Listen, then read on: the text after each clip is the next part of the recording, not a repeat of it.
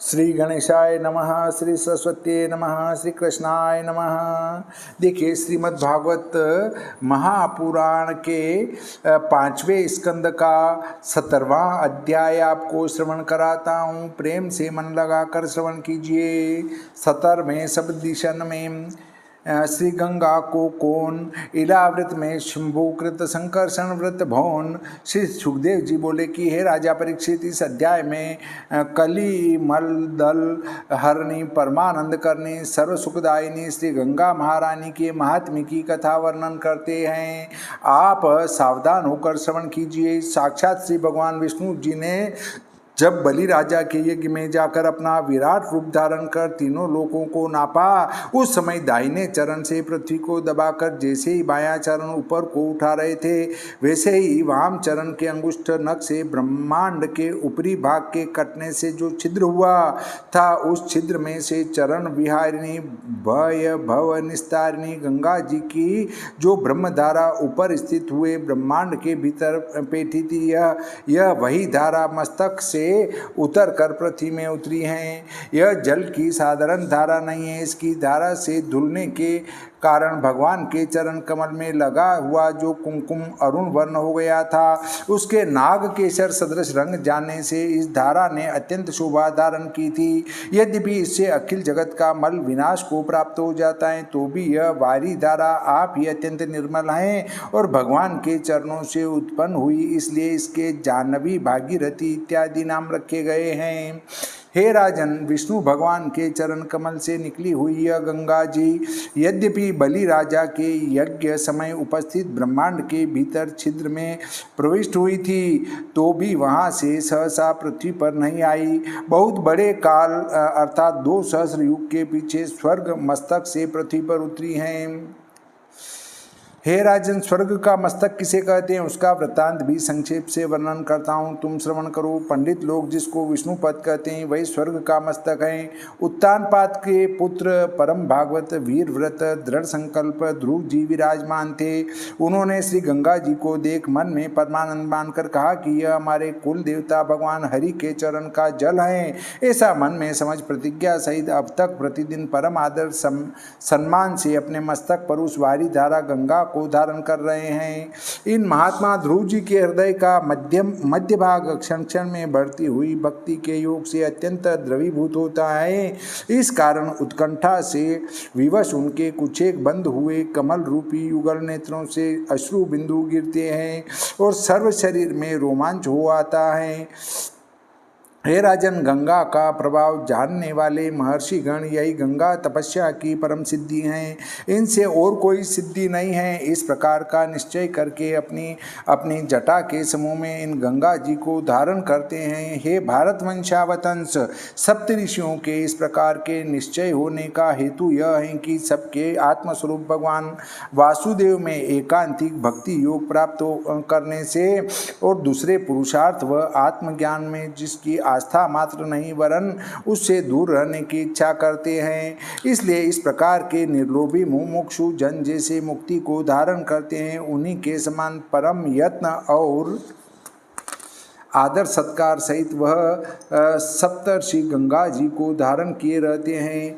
विष्णु जी के चरण से उत्पन्न हुई यह गंगा जी सप्तऋषियों के स्थान से हजारों करोड़ों विमानों के समूह जिसमें शोभित हैं, ऐसे आकाश मार्ग से उतरकर चंद्रमंडल को आप्लावित करती हुई सुमेरु पर्वत पर स्थित हुए ब्रह्मा के सदन स्थान में गिरती हैं। वहाँ पर अलग अलग नाम से 4 धाराओं में विभक्त होकर सर्वतः चारों ओर को बहती हुई सरितपति समुद्र में मिली है। उन चारों धाराओं के नाम है सीता, अलकनंदा, चक्षु और भद्रा। उन 4 धाराओं में प्रथम ही सीता ब्रह्म सदन से प्रकट हो केसराचलादि पर्वतों के शिखरों से नीचे उतरती हुई प्रधान शिखरों पर गिरती हैं। इसके पीछे इन सब श्रृंगों से क्रम से नीचे को बहकर गंधमार्दन पर्वत के शिखरों पर गिरकर फिर भद्राश्व खंड के मध्य में बहकर पूर्व की ओर लवण समुद्र में मिल गई है। इसी प्रकार से चक्षु नामक धारा माल्यवान पर्वत के शिखर से निकलकर महावेगवती केतुमाल खंड के सम्मुख होती हुई पश्चिम दिशा के दिशा के समुद्र में जाकर मिली हैं। भद्रा नामक धारा उत्तर दिशा में सुमेरु के शिखर से गिरकर एक शिखर से दूसरे पर्वत के शिखर पर होती हुई कुमुद पर्वत के शिखर से चलकर नीलगिरी शिखर पर आई। वहाँ से बहकर श्वेत पर्वत के श्रृंग पर, वहाँ से श्रृंगवान पर्वत पर पहुँच वहाँ से नीचे गिरी और उत्तर कुरु देश में होकर क्षार समुद्र में मिली हैं। अलकनंदा नामक धारा भी इसी प्रकार से पर्वतों को तोड़ती फोड़ती ब्रह्मलोक से गिरती बहुत से गिरी श्रृंगों को उल्लंघन करती हुई बड़े भारी तीव्र वेग से लुढ़कती हेमकूट में होती हुई भारतवर्ष में व्याप्त होकर दक्षिण की ओर लवण समुद्र में जा मिली हैं। गंगा में स्नान करने के लिए आए हुए मनुष्यों को एक एक पग पर अश्वमेध व राजसूय यज्ञ का फल प्राप्त होता है। हे राजन, और भी बहुत भांति के नद नदी सुमेरु इत्यादि पर्वतों से उत्पन्न होकर प्रत्येक खंड में शत धाराओं से बहती हैं, परंतु जितने खंड हैं सब में भारतवर्ष को ही कर्म क्षेत्र कहते हैं। और जो 8 खंड हैं वे स्वर्गवासियों के शेष पुण्य भोगने के स्थान हैं। वह स्वर्ग नाम से विदित भूमि के विकार ही हैं। इन 8 वर्षों में जो पुरुष वास करते हैं उनकी आयु 10 सहस्त्र वर्ष की होती है। देवताओं का सा रूप होता है और 10,000 हाथियों के समान उनमें बल होता है। वज्र तुल्य दृढ़ शरीर होता है। उस शरीर में ऐसा बल वयस व हर्ष होता है कि उससे सूरत संबंधी मिथुन स्त्री पुरुष अतिशय प्रमुदित होते हैं। और संभोग करने के अंत में 1 वर्ष की आयु जब रह जाती है तब उन लोगों की स्त्रियां गर्भ धारण करती हैं। इस प्रकार से विषय सुख की श्रेष्ठता के हेतु इन सब वर्षों में पुरुषों का त्रेता युग के समान परम सुख से समय व्यतीत होता है। इसलिए इन सब खंडों के मनुष्य देवपति हैं। वे सब अपने अपने योग्य स्थानों में अपने अपने मुख्य सेवकों से पूजित होकर अपनी अपनी इच्छा अनुसार बड़े बड़े महात्मा पुरुष आश्रमों में, पर्वतों में, कंदराओं में और निर्मल जलाशयों में अनेक अनेक प्रकार से जल विहार करते रहते हैं। और 6 ऋतुओं में वहाँ के वृक्षों की शाखाओं में फूलों के गुच्छे फूल रहे हैं और हरे हरे पत्तों के समीप कोमल कोमल कोपलें पीली लाल हरित ऐसी शोभा दे रही हैं, मानो मन को बिना मूल्य मोल लिए लेती हैं। और डाली डाली पर फलों की छवि निराली ही समृद्धियों से भरी पृथ्वी की ओर झुकी रहती हैं। जैसे धनी पुरुष धन पाकर नीचा हो जाता है, उन पर भांति भांति के पुष्पों से लदी लहलहाती चूहाती हुई लताओं ने जिन लंबे लंबे ध्रुवों का आश्रय ले रखा है, तो भी पुष्पों के अधिक भार से और पवन के संचार से नीचे को ऐसी झुक जाती हैं मानो पृथ्वी को अपनी जननी समझकर बारंबार सिर झुकाकर नमस्कार कर रही हैं। और वायु के वेग से जो सुमन गिरते हैं मानो झरझर कर अपनी माता वसुंधरा को चढ़ाती ही हैं। ऐसे सुंदर सुंदर शोभायमान वन के वृक्षों से आश्रमों में जहाँ जहाँ अद्भुत छवि छा रही हैं और जहाँ जो सुंदर सुंदर ताल और सरोवर हैं, उनकी शोभा कहाँ तक वर्णन किया जाए।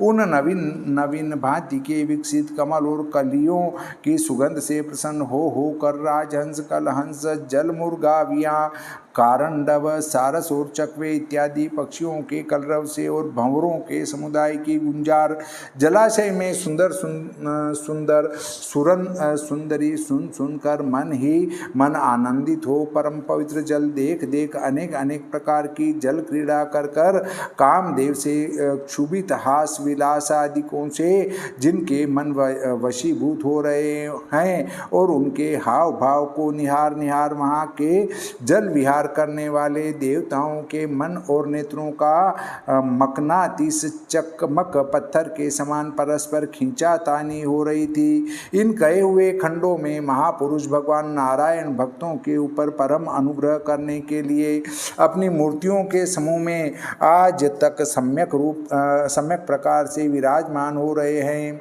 इलावृत खंड में सदा सहस्र शीर वाले संकर्षण का ही पूजन होता है और वही महादेव के हृदय में वास करते हैं। इसलिए इलावृत खंड में भगवान शिव ही एक पुरुष हैं, वहाँ और कोई पुरुष नहीं है, क्योंकि लोग श्री भवानी के शाप को जानते हैं। वे लोग कभी उस स्थान में भूल कर भी पाँव नहीं रखते और जो कोई पुरुष बिना जाने बुझे उस खंड में चला भी जाता है तो वह तत्क्षण स्त्री स्वरूप हो जाता है। इसका विशेष वृत्तांत पीछे 9वें स्कंद में कहेंगे। इस इलाव्रत खंड में भवानी वल्लभ पार्वती पति भूतनाथ की असंख्यता अर्बुद पार्वती की अनुचरी स्त्रीगण दिन रात शिव जी की सेवा करती हैं।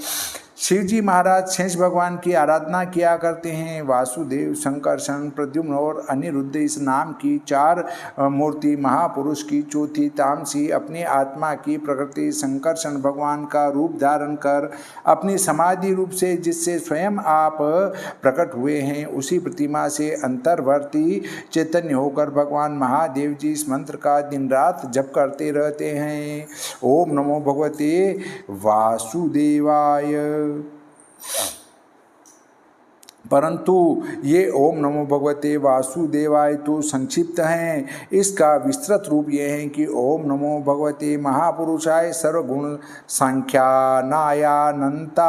व्यक्ताय नमः।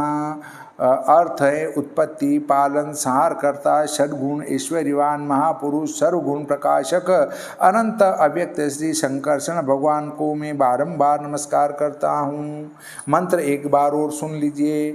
ओम नमो भगवते महापुरुषाय सर्वगुण सांख्यानायानंताय व्यक्ताय नमः। ओम नमो भगवते महापुरुषाय सर्वगुण सांख्यानायानंताय व्यक्ताय नमः। हे भजनीय भगवान, संपूर्ण ऐश्वर्य देने वाले, भक्ति के परम स्थान, अपने भक्तों के अत्यंत आधारदायक, अपने जनों को अपने मनोहर स्वरूप का दर्शन देने वाले, संसार नाशक, सब जन जिनकी भावना करे ऐसे परमेश्वर के शरणागत रक्षक चरणार बिंदुओं को मैं भजन करता हूँ। माया के गुण चित्त की वृत्ति से आप प्रतिदिन देखते हैं तो अपनी दृष्टि को किंचित मात्र लिप्त नहीं करते। जैसे हम लोग क्रोध के वेग को जीतने का सामर्थ्य नहीं रखते, इसलिए हमको इस संसार सागर से बचना कठिन है, ऐसे आप ही अपनी आत्मा को जीत कर वश में रखते हैं। इसलिए जो अपनी आत्मा को जीतने की इच्छा करे अर्थात मोक्ष पद को लेना चाहे वह पूर्ण सामर्थ्यवान है। जो आपका भजन न करे, अज्ञानी, कुबुद्धि, माया से विमोहित, असत दृष्टि वाले मनुष्य को आपके मद भरे लाल लाल नेत्र मत वाले के सदृश भयानक रूप माया से दृष्टि आते हो देखो कि लज्जा की मारी नागवधू विधान पूर्वक आपकी पूजा भी करती हुई डरती हैं और आपके चरणार बिंदुओं का स्पर्श भी नहीं कर सकती, क्योंकि मनोभाव से ग्रसी हुई कामातुर हो रही हैं। कदापि कोप दृष्टि से देखकर हम भस्म कर दें और दूसरे चंदन और पुष्पादिकों को कोई इसलिए भी नहीं चढ़ा सकती कि आपके कोमल पदों में चंदन के कण और पुष्पों की पंखुड़ियाँ कहीं चुभ न जाए। इस विश्व की उत्पत्ति, पालन, संहार के करने वाले अनंत और संत और वेद मंत्र आपको उत्पत्ति प्रलय से रहित कहते हैं।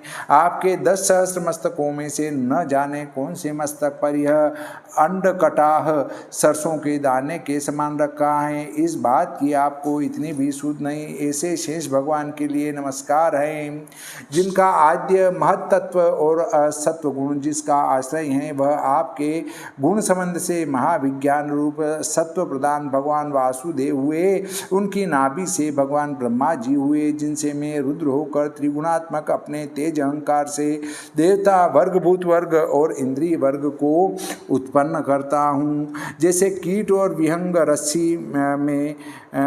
रस्सी से बंधकर पराये वश में हो जाते हैं, इसी प्रकार आपके वश में होकर यह हम सब महत्व देवता, भूत और इंद्रियगण हो रहे हैं, जिनके अनुग्रह से हम सब ब्रह्मांड को बनाते हैं और आपको कार्ययिता कहते हैं। जिनकी रची हुई माया कर्मों की पूर्वधारिणी माया को गुण सर्गों से मोहित होकर जो जन उसको सहज जानते हैं, परंतु इस बात का कुछ भी उपाय नहीं कर सकते कि किस रीति से हमारा निस्तार होगा। जिनकी ऐसी मन मोहिनी अद्भुत माया है, ऐसे विश्व के उत्पन्न, पालन और नाश करता भगवान के अर्थ हमारा बारंबार नमस्कार है।